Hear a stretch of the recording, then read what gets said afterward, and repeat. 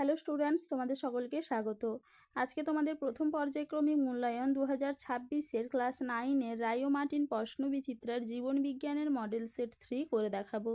তো চলো শুরু করা যাক। তার আগে তোমাদের বলে দিই, তোমরা যদি চ্যানেলে নতুন হয়ে থাকো তাহলে চ্যানেলটিকে অবশ্যই সাবস্ক্রাইব করে দিবে।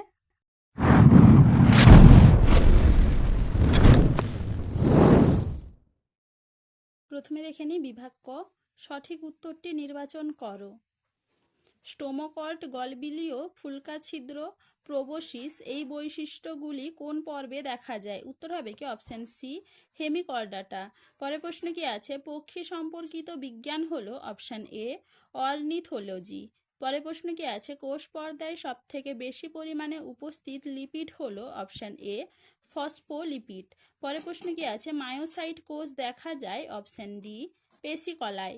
পরের প্রশ্ন কি আছে? কোন প্রকার যোগ কলায় কোনো রক্ত সরবরাহ হয় না? উত্তর হবে কি অপশন সি, তরুণাস্থি। পরের প্রশ্ন কি আছে? অ্যালিউরোন প্লাস্টে সঞ্চিত পদার্থ হলো অপশন এ, প্রোটিন। পরের প্রশ্ন কি আছে? ডিএনএ গঠনে সাহায্য করে অপশন ডি, ফসফরাস। আর দেখে নি বিভাগ খ।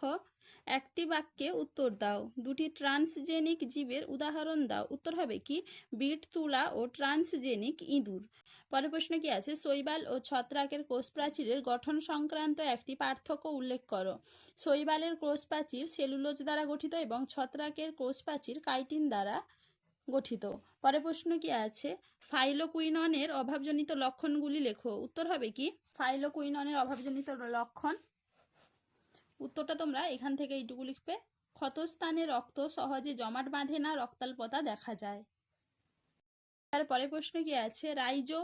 রাইবোজোমকে কোন উপাদানটি ইআর এর গাত্রে আটকে রাখতে সাহায্য করে? উত্তর হবে কি রাইবোফোরিন।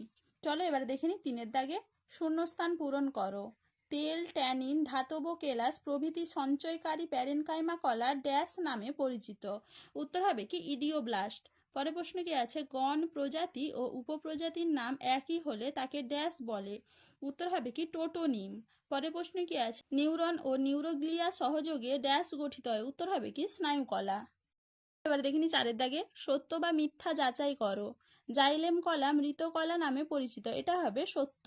পরের প্রশ্ন কি আছে? ন্যাথোস্টোমাটায় যুগ্ম উপাঙ্গ উপস্থিত থাকে? এটা হবে সত্য। এবার দেখিনি 5-এর দাগে। এ স্তম্ভের সঙ্গে বি স্তম্ভের সম্পর্ক স্থাপন করে লেখো।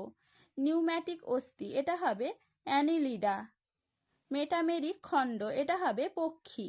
নিউরন, এটা হবে প্যারেনকাইমা কলা। প্রস্তর কোষ, এটা হবে সমন্বয় রক্ষা। এবার দেখে নি বিভাগ গ। সংক্ষিপ্ত উত্তর দাও। প্লীহার অবস্থান ও কাজ লেখো। নাও তোমরা প্লীহার কাজ। উত্তরটা তোমরা এইখান থেকে দেখে নাও, এইটুকু লিখবে। পরের প্রশ্ন কি আছে? সার্কোপ্লাজম কি? উত্তর হবে কি পেশিকোষের সাইটোপ্লাজমকে সার্কোপ্লাজম বলে। ইন্টারক্যালেটেড ডিস্ক কোথায় দেখা যায়? উত্তর হবে কি হৃৎপেশিতে। চলো এবার দেখে নি পরের প্রশ্ন। মানুষের হায়ারার্কিকাল শ্রেণীবিন্যাস উল্লেখ করো। ওটা তোমরা মানুষের হায়ারার্কিকাল এখান থেকে এইটুকু লিখবে।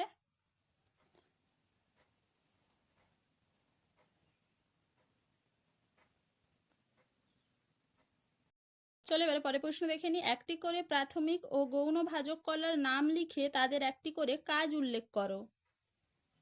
দেখে নাও প্রাথমিক ভাজক কলার নাম ও কাজ এখান থেকে এইটুকু। এরপরে দেখে নাও গৌণ ভাজক কলার নাম ও কাজ এখান থেকে এইটুকু।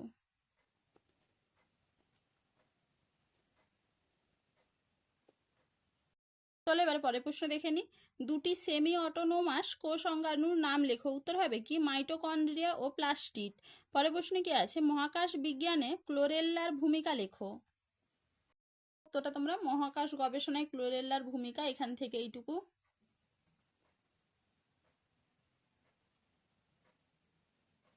পরের প্রশ্ন কি আছে? নিউক্লিওসাইট ও নিউক্লিওটাইডের মধ্যে তফাৎ কোথায়? নিউক্লিওসাইট ও নিউক্লিওটাইডের মধ্যে তফাৎ।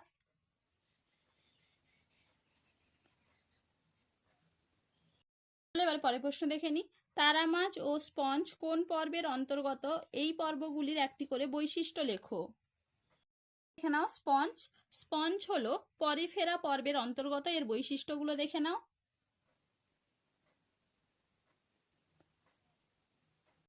নাও তারা মাছ। তারা মাছ একাইনোডার্মাটা পর্বের অন্তর্গত। এর বৈশিষ্ট্য দেখে নাও।